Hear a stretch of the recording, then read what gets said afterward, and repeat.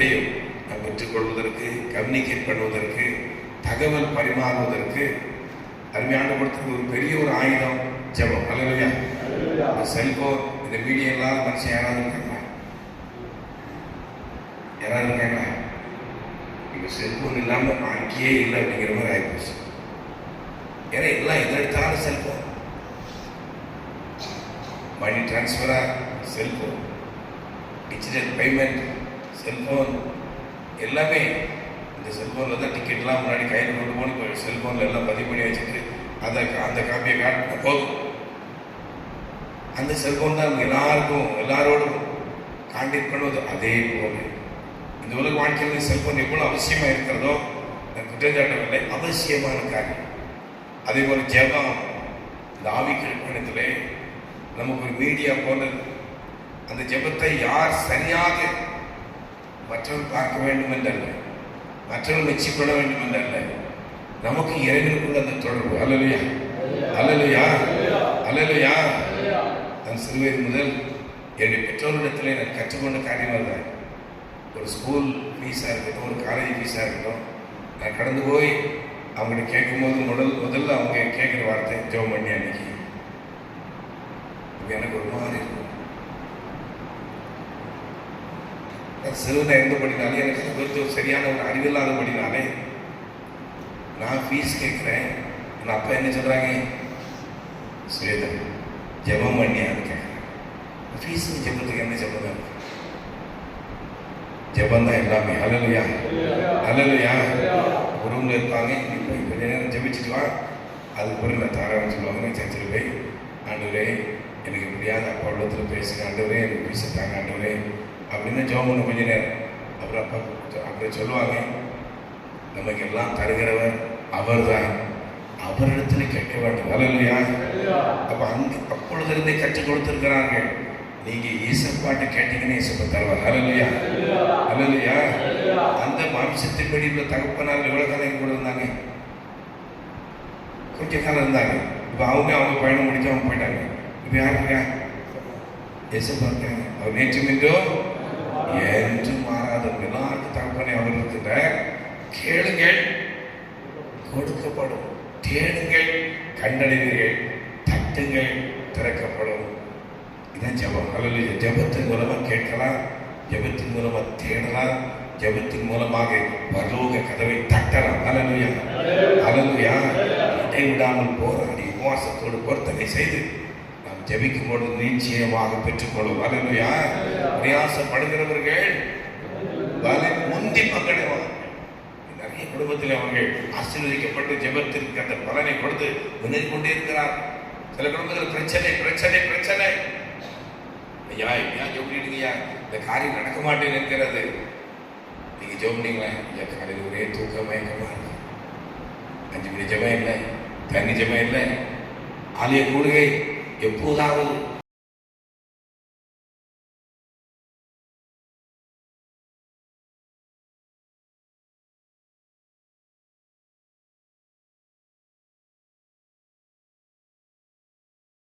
வாசித்து தியானிக்க போகிறோம்.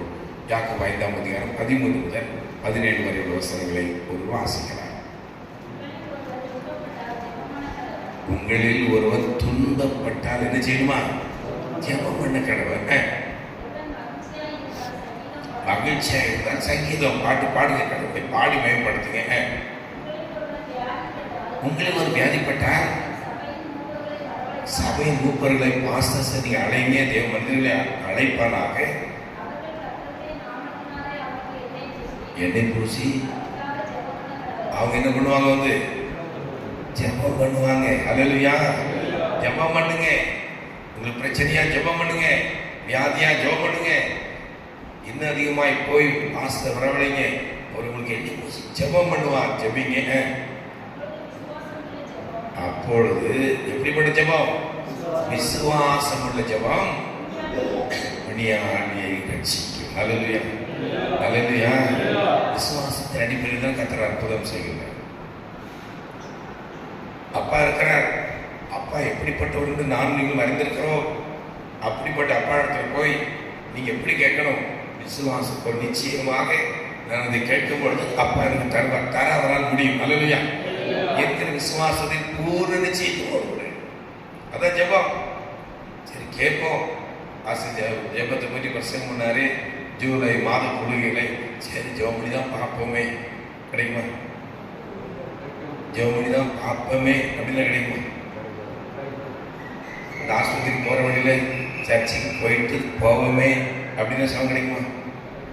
எங்கே போறீங்க? ஐயா நான் ஆஸ்பத்திரி போகிற வழியில சரி நீ இருந்தால் பார்த்துட்டு போகலான்னு வந்தேன், சுகம் கிடைக்குமா? இன்னொரு கேஸ் எப்படிதான், ஐயா பிரச்சனை பயங்கரமாக இருக்கு, எனக்கு தெரியும் கடவுள் தான் ஒரு அற்புதம் செய்வார், அதனால கடவுள் சனாத்துக்கு வந்திருக்கிறேன், என் ஆண்டவரால் முடியும். அல்லேலூயா. முதலாவது தேவனுடைய ராஜ்யத்தையும் முதலாவது வருடத்தின் முதல் நாள், மாதத்தின் முதல் நாள், வாரத்தின் முதல் நாள், ஒரு நாளின் முதல் நாள் நம்ம ஒரு காரியங்களை நடப்பிக்கும்படி கடந்து போகிறோம். அதற்கு முதலாவது ப்ரிஃபரன்ஸ் அருமை ஆண்டவருக்கு கொடுங்க. என்னை கனம் பண்ணுறவர்களே நானும், யார் கனம் பண்றாங்களோ அவங்க ஆண்டவர் கனம் பண்றாங்க. இதே ஆராதனை இன்னைக்கு ஒரு கல்யாண ஆராதனை, நீங்க காலையில எத்தனை பேர் வந்திருப்பீங்க? இடம் கொள்ளாமல் போகும்போது ஆத்துமாக்கள் நிரம்பி இருப்பார்கள். ஏன்னா எங்க கல்யாணத்துக்கு அவங்க வந்தாங்க, அவங்க கல்யாணத்துக்கு நாங்கள் போகாமல் இருக்க முடியுமா? ஆனால் இப்போ யாரை பார்க்க வந்திருக்கிறோம்? இயேசுவை பார்க்க அந்த மனிதன மரியாள் ஒருத்தி மட்டும் தான் போனாங்க. அதே மாதிரி இந்த அதிகாரம் நாம் கர்த்தரை பார்க்கும்படி கடந்து வந்திருக்கிறோம். விசுவாசத்தின் பூர்ண நிச்சயத்தோடு காணப்படுவோம். நம்மை அவர் பார்த்து கொண்டே இருக்கிறார். ஹல்லேலூயா. என்னை காண்கிறவரை நான் இவ்விடத்தில் கண்டேன். இதான் விசுவாச அறிக்கை. விசுவாசத்தோடு ஜெபம் பண்ண கடவுள் வாசி.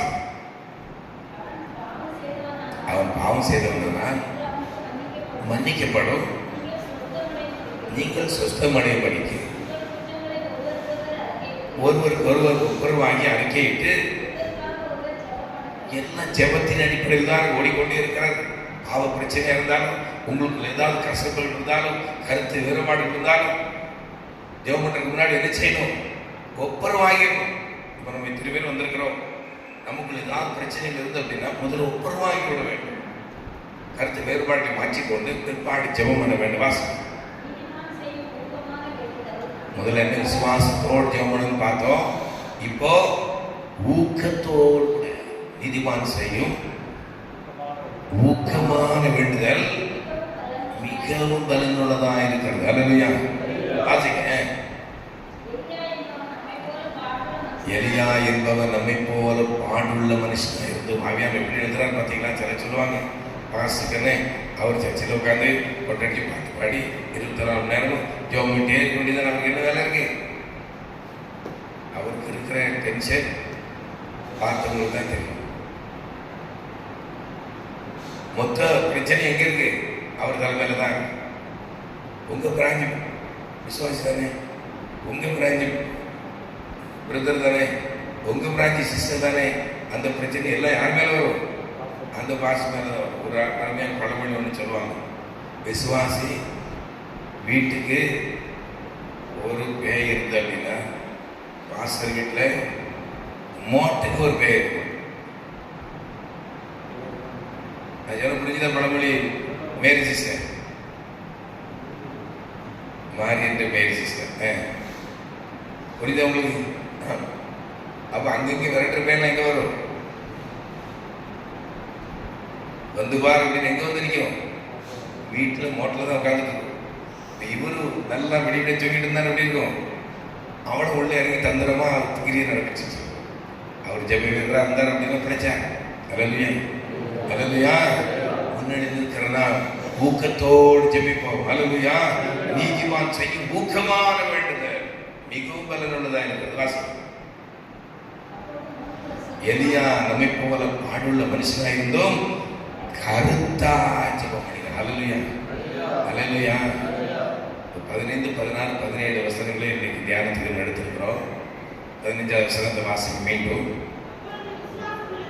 அப்பொழுது விசுவாசம் உள்ள ஜெபம் விஞ்ஞானி ரட்சி. விசுவாசம், ஒரு ஏக்கம், நம்பிக்கை, விசுவாசம் என்கிற ஏக்கத்தோடு நான் ஜெபிப்பேன்.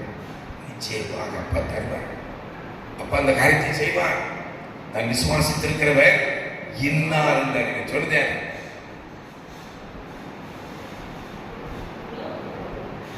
விசுவாசித்திருக்கிறவர் இன்னார். பவுல் சொல்லுங்க, நான் விசுவாசித்திருக்கிறவர் இன்னார். யோபு என்ன சொல்ற? அவர் நீ கொண்டு போட்டாலும் ஹல்லேலூயா. கொண்டு போட்டாரா? இல்ல.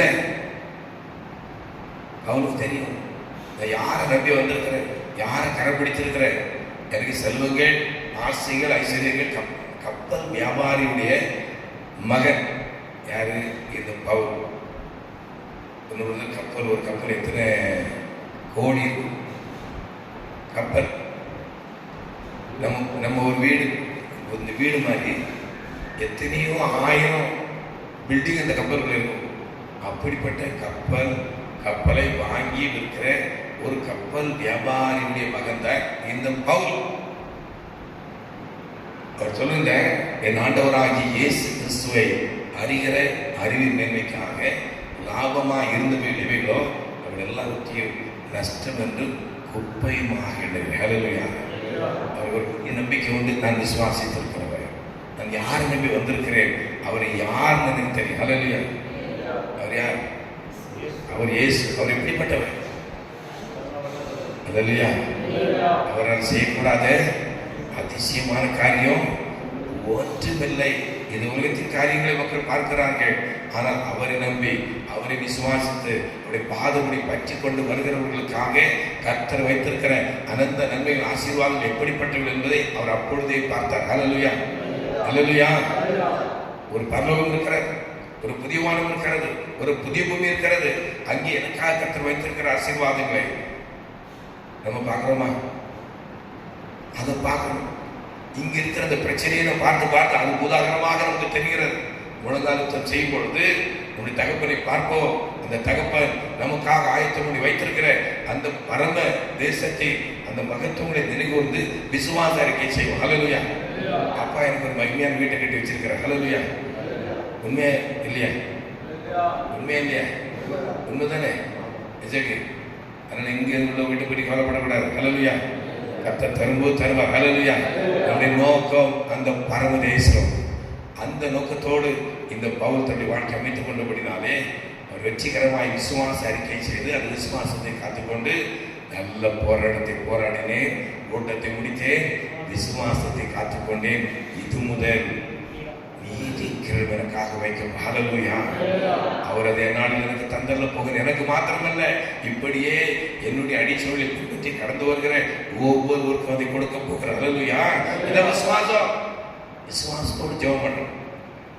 அன்றோடத்தில் போய் கேட்கிறனா விசுவாசத்தோடு கூட, விசுவாசத்தை நிச்சயத்தோடு கூட.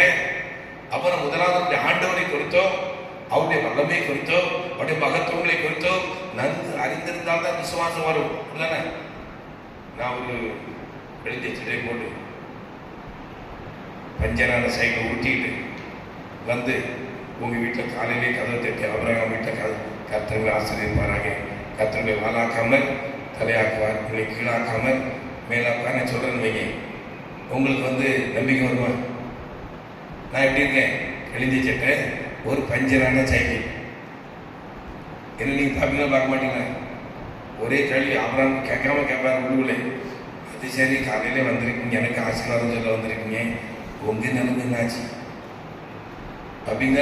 இதான மத்திய இயல்பு. நம்ம ஆராதிக்கிறது எப்படிப்பட்டவர்? எப்படிப்பட்டவர்? சர்வ வல்லமை உள்ளவர். ஹல்லேலூயா. ஹல்லேலூயா. அவர் பெரியவர் என்று யோவான் நிருபத்தில் எழுதும்போது, அவர் உலகத்தில் இருக்கிறவனிலும் உங்களில் இருக்கிறவர் பெரியவர். எரிமை எழுதும் என்ன எழுதுறார்? அவர் பயங்கரமான பராக்கிரமசாலி. ஹல்லேலூயா. ஹல்லேலூயா. ஹல்லேலூயா. அந்த இறைவனை குறித்து நன்கு அறிந்திருக்கும் பொழுது விசுவாசம் நமக்கு வரும். அப்படிதானே? ஆமா. இந்த டாக்டர் போய் நீங்க ஒரு ட்ரீட்மெண்ட் எடுத்துட்டு அந்த ட்ரீட்மெண்ட் மூலமா உங்களுக்கு சோகம் கிடைச்சின்னு வைங்க, இன்னொரு முறை அதே மாதிரி ஒரு பிரச்சனை வரும்போது, இன்னொரு அப்படிப்பட்ட பிரச்சனையோடு ஒருவர் வரும்பொழுது அவரை பார்த்து நீங்க எப்படி சொல்லுவீங்க? அந்த டாக்டர் மட்டும் போகாதானே சொல்லுவீங்க.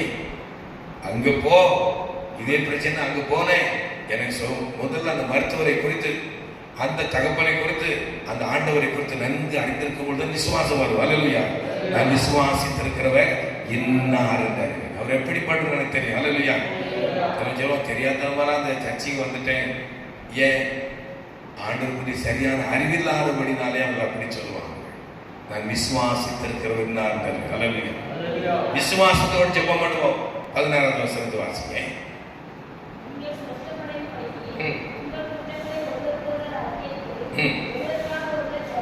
ஜெபம் பண்ணுங்க.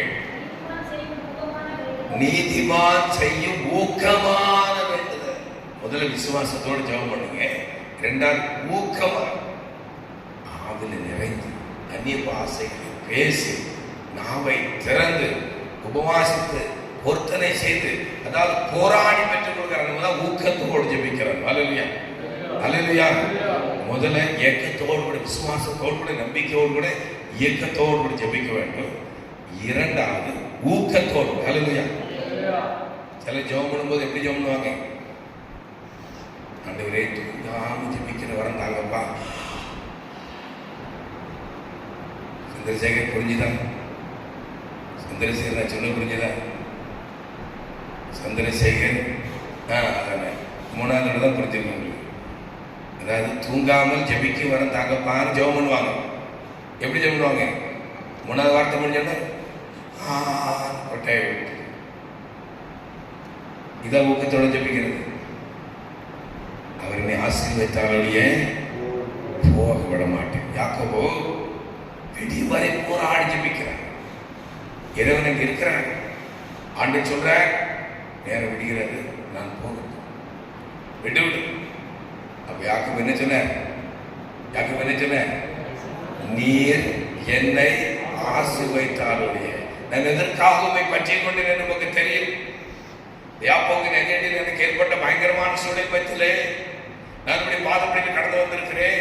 என்னுடைய குடும்பம், என்னுடைய ஜனங்கள், என்னுடைய மிருகஜீவன் எல்லாவற்றையும் அக்கறைப்படுத்தி விட்டு தனித்திருந்து விழித்திருந்து இப்படி பாதப்படி பற்றி கொண்டு போராடி ஜெபம் பண்ணும்படி இந்த ராக்காலத்தில் வந்திருக்கிறேன். நீர் வந்திருக்கிறேன், நானுமே விட மாட்டேன். அல்லேலூயா. அல்லேலூயா. அல்லேலூயா. அல்லேலூயா. யாக்கோபை போல நான் போராடுவேன், எலியாவை போல நான் ஜெபித்திடுவேன். அந்த யாக்கோபை போல நான் போராடுவேன், எலியாவை போல நான் ஜெபித்திடுவேன். விடமாட்டேன், விடமாட்டேன். யாக்கோபை போல விடவே மாட்டேன்.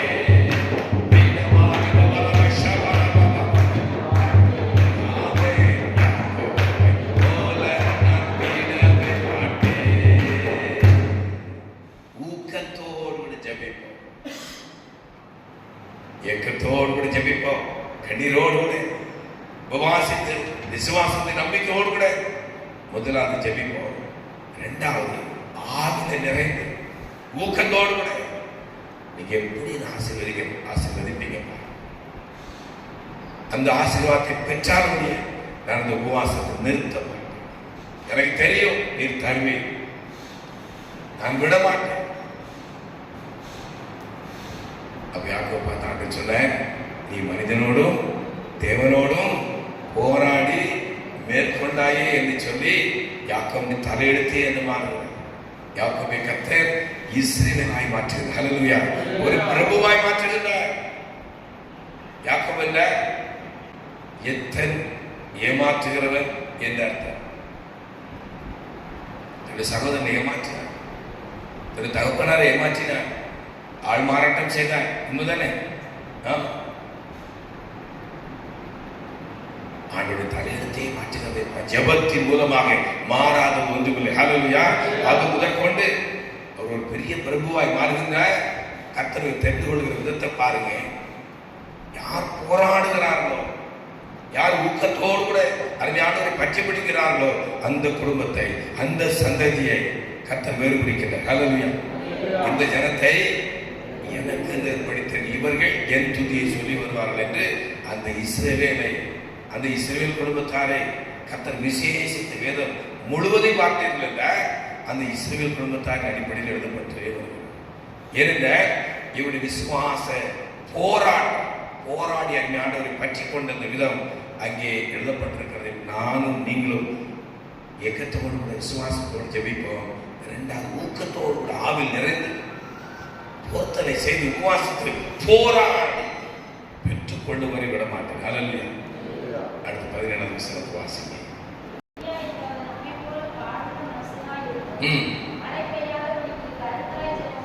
கருத்தாய் ஏக்கத்தோடு கூட ஊக்கத்தோடு கூட ஒரு நோக்கத்தோடு கூட அல்லேலூயா. வானம் அடைக்கப்பட வேண்டும், அவர் தான் ஜெபிக்கிறார். அடுத்து வானம் திறக்கப்பட வேண்டும் என்று அவர் தான் ஜெபிக்கிறார்.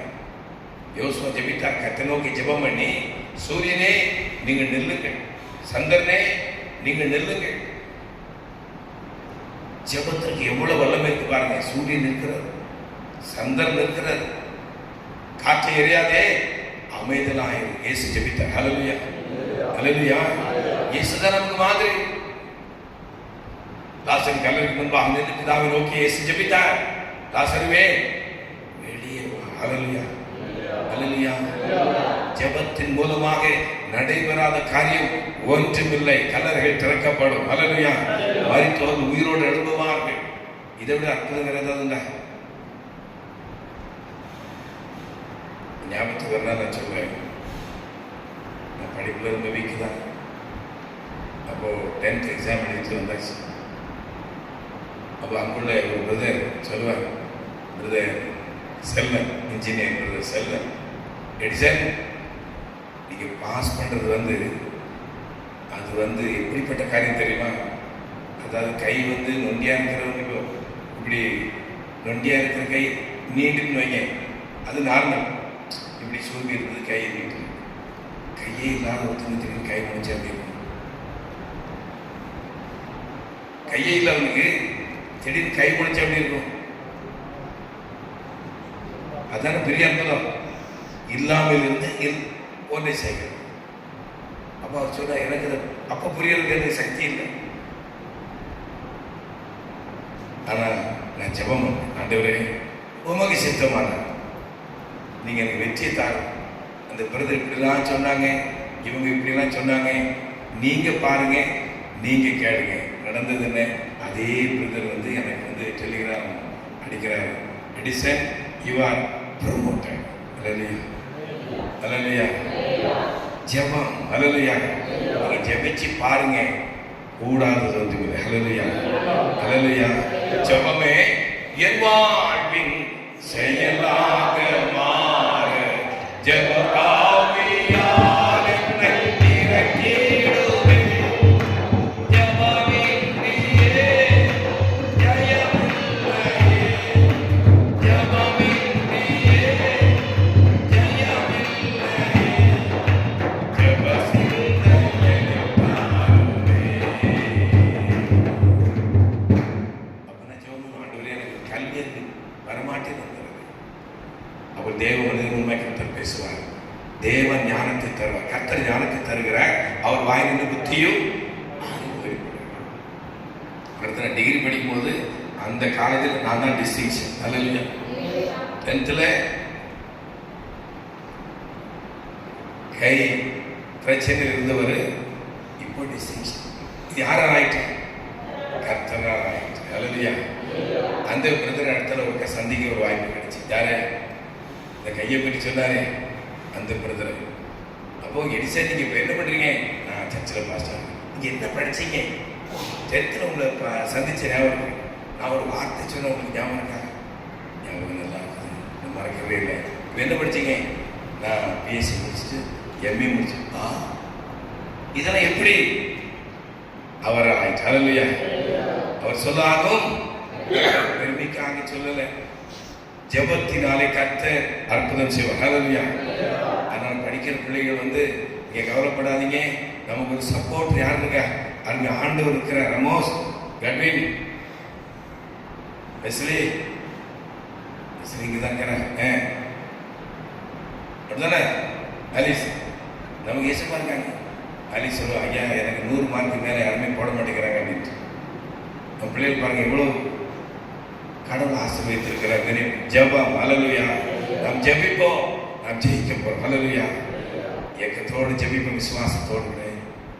அடுத்தால் ஊக்கத்தோடு ஜெபிப்போம், ஆவியில் நிறைந்து போராடி கடைசியாக ஒரு நோக்கத்தோடு ஜெபிப்போம். ஹல்லேலூயா. எல்லா நம்மை போல பாடுள்ள மனுஷனா இருந்தும் எப்படி ஜெபம் பண்ணாரா? கருத்தா. நீங்கள் ஜெபத்தில் எவைகளை கேட்டுக்கொள்வீர்களோ அவைகளை பெற்றுக்கொள்வீர்கள். ஒரு அம்மா ஜெபம் பண்ணாங்க. ஏன்னா ஜெபம் பண்ணும்போது தான் நிறைய பேருக்கு என்ன வரும்? கெட்ட ஆவி வரும், தூக்கம் வரும், தூக்க மயக்கம் வரும். அதுவரை வராத தூக்கமெல்லாம் அப்பதான் வரும். மெசேஜ் ஆரம்பமான உடனே அங்கே என்ன நினைக்கிறீங்க? நிறைய பேர் போராட பார்த்து தானே இருக்கிறேன். அப்படி முன்ன தள்ளும் பின்ன தள்ளும். அதுவரை பாட்டு பாடும்போது தள்ளாரு. வேதவசனம் விதைக்கிற நேரம் அப்போ நம்ம இந்த ஆடியோ இந்த வீடியோ இந்த ரெண்டையும் கட் பண்ணிட்டோம் அப்படின்னா சாத்தான் களையை உள்ள விதைக்க ஆரம்பிச்சு. அந்த நேரம் தான் தூக்கம் வருது. அப்படிதானே? உண்மைதானே? உண்மைதான். ஊக்கத்தோடு ஜெபிப்போம், ஏக்கத்தோடு ஜெபிப்போம், ஊக்கத்தோடு ஜெபிப்போம். ஒரு அம்மா ஜெபம் பண்ணாங்க. அதாவது கருத்தா ஜெபம் பண்ணுங்க. நீங்க ரத்தின சுருக்கமா ஜெபம் பண்ணாலும் நீண்ட ஜெபம் பண்ணாலும் நீங்க என்ன கேட்கிறீங்க அப்படிங்கிறது உங்களுக்கு தெளிவா இருக்கும். ஆண்டவரே இப்படி ஆயிரம் தூக்கம் மயக்கம், இப்படி ஆயிரம் நரகத்தில் கொண்டு போய் சேர்த்து ஆண்டவரே சொல்றான் சொல்றான். தூக்கத்துல என்ன ஜெபம் பண்ணுறதுன்னு தெரியல. எப்படி ஆயிரும் சொல்றது? எங்கே? நரகத்தில் கொண்டு போய் சேர்த்து ஆண்டவரே.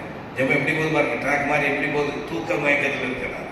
தெளிவா ஜெபம் பண்ணுங்க, விழித்திருந்து ஜெபம் பண்ணுங்க, தனித்திருந்து ஜெபம் பண்ணுங்க, விசுவாசத்தின் பூர்வ நிச்சயத்தோடு ஜெபம் பண்ணுங்க, போராடி ஆவில் நிறைந்து ஜெபம் பண்ணுங்க. நாம் ஜெபம் பண்றது நம்முடைய காது கேட்டுட்டே இருக்கணும். என்ன ஜெபிக்கிறோம்? நீங்க கடையில் ஜெபம் பண்ண போறீங்க, ஒரு ஆபீஸ் போறீங்க, அது வார்த்தை எப்படி இருக்கணும்? தெளிவா இருக்கணும். ஸ்பெல்லிங் மிஸ்டேக் வருமா அப்படின்னா வராது. இல்லை ஸ்பெல்லிங் மிஸ்டேக் வரும். பாருங்க ஃபுல்லாக ஸ்பெல்லிங் மிஸ்டேக்காக தான் இருக்கும். ஏன்? இவங்க என்னத்தையாவது வாயில் வந்தது இங்கே சொல்லுவாங்க, அவங்க என்னத்தையாவது கேட்டு என்னத்தையாவது எழுதுவாங்க. அப்போ நம்ம ஆண்டவர் நமக்கு தெளிவான ஒரு பதிலை, சரியான பதிலை சரியான நேரத்தில் நம்ம கொடுக்க வேண்டும் என்றால் நம்முடைய ஜெபம் எப்படி இருக்கணும்? கருத்தா இருக்கணும். ஆண்டவரே நீர் இந்த வானத்தை அடைக்க வேண்டும், இத்தனை வருடங்கள் அடைக்க வேண்டும். அவ்வளோதான் முடிஞ்சு. 3 ஆண்டுகள் வானம் அடைக்கப்பட்டு போய்விட்டது. அடுத்து ஜெபம் பண்ணுகிறார், ஆண்டவரே வானம் திறக்கப்பட வேண்டும். அல்லேலூயா, அல்லேலூயா, அல்லேலூயா. எது திறக்கணும்? வானம். ஜெபத்துக்கு எவ்வளவு பவர் இருக்கு பாருங்க. நீ ஜெபிச்சு பாருங்க. இந்த பரிசுத்தவான்கள் இந்த திருச்சபை யுகத்திலே எவ்வளவு பக்கத்தான வேலை செய்திருக்கிறார்கள் என்றால் அவருடைய கல்வி அறிவு, அவருடைய மொழி புலமை, அவருடைய பலன், அவருடைய அந்தஸ்து, அவருடைய குடும்பத்தின் அந்த பலன், இதுதான் காரணம். அல்லேலூயா. யாரு யாரு காரணம்? ஜெபம் தான் காரணம். அல்லேலூயா, அல்லேலூயா, அல்லேலூயா. கூடாதது ஒன்றுமில்லை, கூடாதது ஒன்றுமில்லை. அல்லேலூயா, கூடாதது ஒன்றுமில்லை. ஆமென். கூடாதது ஒன்றுமில்லை. என் தேவனால் கூடாதது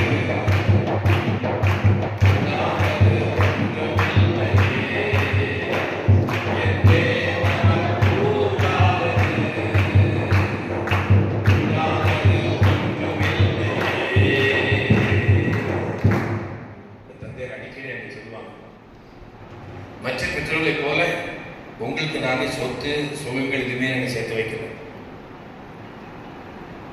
ஆனா இயேசு கொடுக்கணும். அல்லேலூயா, அல்லேலூயா. அந்த இயேசு சரியா நீங்க பிடிச்சுக்கிட்டீங்க அப்படின்னா உங்க வாழ்க்கையில் எந்த குறையும் இருக்காது. அல்லேலூயா, அல்லேலூயா, அல்லேலூயா. இப்ப எங்களுக்கு ஏதாவது குறை உண்டா? அது நான் படிச்சு வேலை பார்த்தனால தான் இந்த நன்மை கிடைச்சிருக்கு அப்படின்னு சொல்ல முடியுமா? ஜெபம். அல்லேலூயா. என் ஆண்டவரோடு கூட உள்ள உறவு, இந்த உறவை நம்ம எல்லாரும் புதுப்பித்துக் கொள்வோம். அவர் பெரியவர். அல்லேலூயா. மகா பரிசுத்தமுள்ள தேவன், சர்வ வல்லமுள்ள தேவன், எல்லாரையும் எல்லாவற்றால் நிரப்புகிறவர். அவர் ஐஸ்வர்ய சம்பந்தர், எது வேணுமோ அவனுக்கு கிடைக்கும்.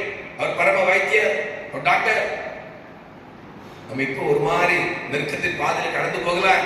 இன்னும் கொஞ்சம் தூரம் போங்க, திரும்பி பாருங்க. நீங்க நினைப்பீங்க கடந்து வந்த பாதைகளை திரும்பி பார்க்கும் பொழுது கர்த்தர் உங்களோடு இருந்தபடினாலே இந்த உயரத்துக்குள்ள உயர்த்திருக்க அடுத்து சொல்ல போறீங்க. ஹல்லேலூயா. எல்லாரும் கர்த்தர் ஆசீர்வதிக்க போறார். ஹல்லேலூயா. இம்மையிலும் மறுமையிலும் இந்த இரட்டிப்பான நன்மையினால் நம்மை நிரப்பும்படி கர்த்தர் வந்திருக்கிற அந்த ஆசீர்வாதங்களை, கர்த்தர் நமக்கு ஆயத்தப்படுத்தி வைத்திருக்கிற அந்த ஆசீர்வாதங்களை நானும் நீங்கள் பெற்றுக்கொள்ள வேண்டும் என்ற ஒரு ஏக்கத்தோடு கூட ஜெபிப்போம். விசுவாசம், கண்ணீரோடு கூட, நம்பிக்கையோடு கூட, ஊக்கத்தோடு கூட போராடி ஆவில் நிறைந்து அடுத்து ஒரு நோக்கத்தோடு கூட. ஹல்லேலூயா. என்ன காரியம்?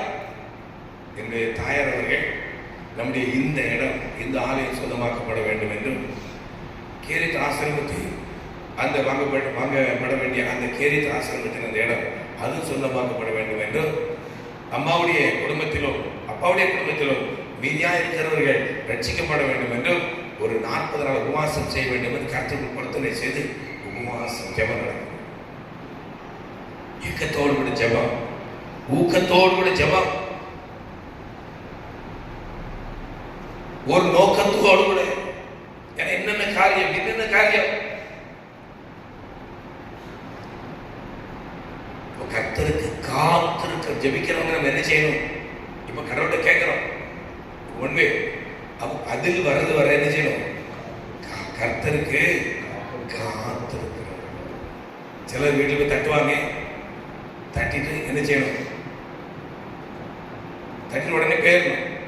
கரெக்டாக அந்த சரி தட்டணும் வைங்க. ஹலோ, என்ன செய்யணும்?